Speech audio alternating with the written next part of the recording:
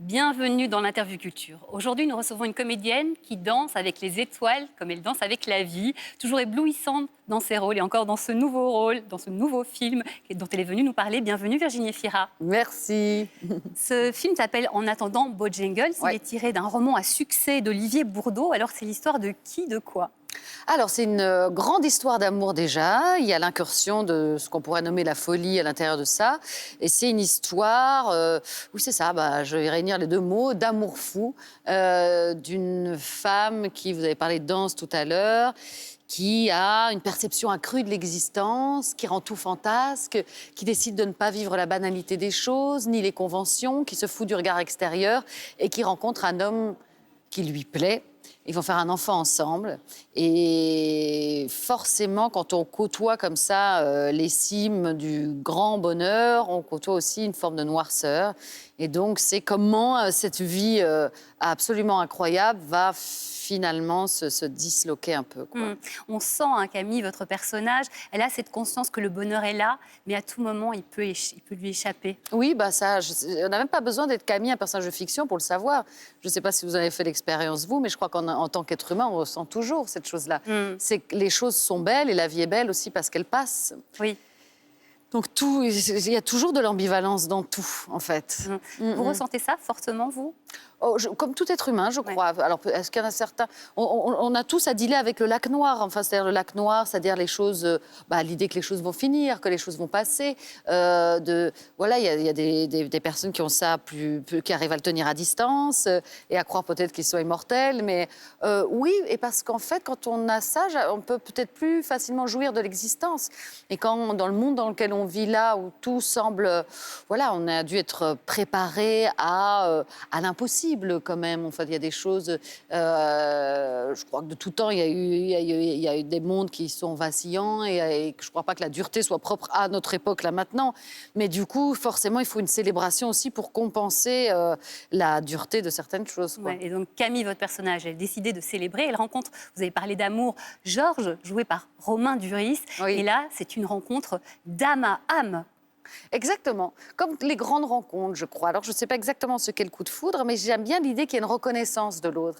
Et donc, c'est un choc peut-être au départ esthétique, mais en fait, le choc esthétique, c'est pas parce qu'on trouve l'autre beau ou belle, c'est parce qu'on sent une proximité, un rapport au monde qui serait le même, des failles peut-être, même les mêmes failles. Et donc, quand ils se rencontrent, tout ça se passe dans les années, de rencontre, c'est fin des années 50, je dirais, dans un milieu où on s'ennuie grave, quoi. C'est-à-dire, il n'y a que des gens qui réussissent, qui parlent de leur richesse et de leur réussite propre. Bref, l'ennui total.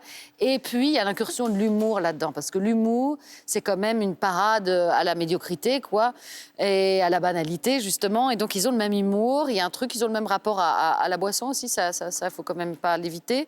Mais à faire de tout quelque chose, quoi. Et ils trouvent une liberté ensemble. Eh bien, cette liberté, on va la prendre tout de suite pour regarder un extrait de ce très joli film. Marions-nous tout de suite, nous allons oublier. Je jure d'aimer toutes celles que vous serez, de les accompagner partout où elles iront. Partout. Absolument partout.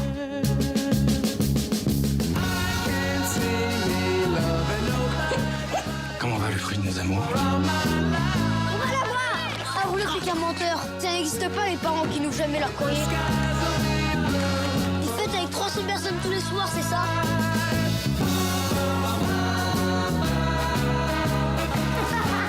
Ça me prend parfois quand je suis au summum du bonheur. Je passe à l'extrême inverse sans crier gare.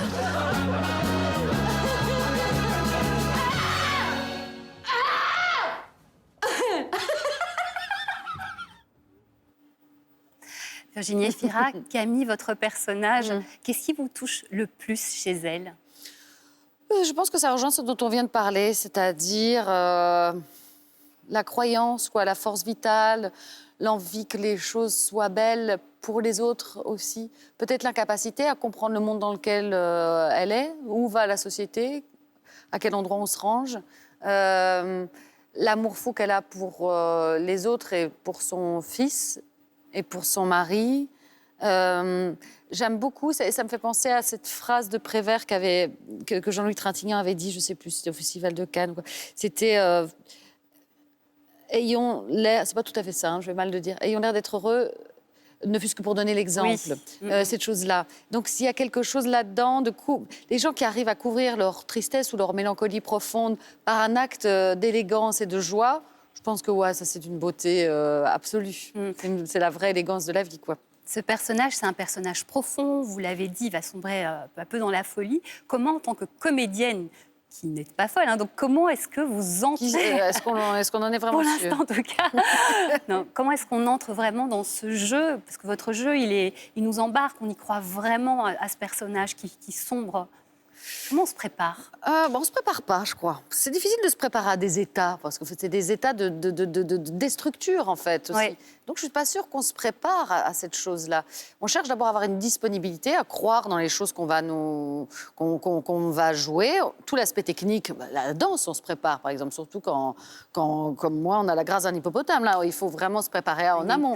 On se prépare pour le texte. Les mots sont particuliers. Vous avez remarqué, dans le film, on ne parle pas comme dans la vie. Du coup, il faut connaître ce texte et en faire quelque chose qui serait spontané, alors que c'est assez spirituel tout le temps et réfléchi, mais en faire comme une chose d'élan. Mais les étapes psychologiques, en fait, c'est très particulier. C'est comme si on se plonge à l'intérieur de quelque chose et on essaie que la ligne soit pas visible. Donc, on essaie de se perturber soi-même.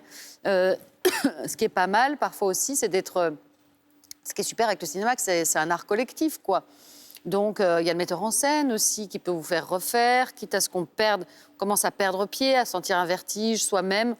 On joue avec son corps, je sais pas, sur des respirations différentes. On trouve tous des moyens de se cabosser un peu entre action et coupé.